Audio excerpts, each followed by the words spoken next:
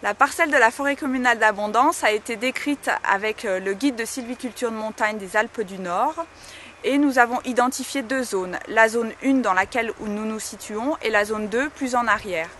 La première zone est une zone constituée d'un peuplement à 95% d'épicéas matures qu'il va s'agir d'ouvrir en coupant des bois de façon à apporter de la lumière au sol et à favoriser la régénération naturelle.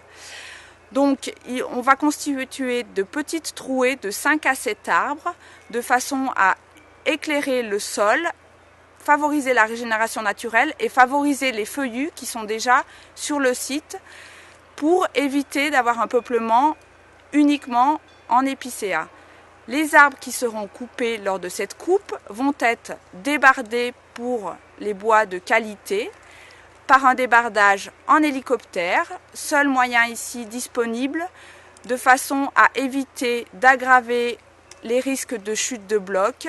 Les bois de moindre qualité, eux, seront laissés en oblique dans le versant, de façon à intercepter les prochaines chutes de pierre et ainsi garantir un niveau de sécurité suffisant pour la route et les habitations qui sont situées en aval. La zone 2 est constituée d'une zone beaucoup plus hétérogène, d'une zone affectée par la présence de pierriers, d'anciens couloirs d'avalanche et de chablis. De ce fait, la régénération naturelle s'installe déjà, mais elle est insuffisante du fait de la présence importante de gibier. Il faudra donc augmenter les plans de chasse de façon à diminuer la pression du gibier sur la flore.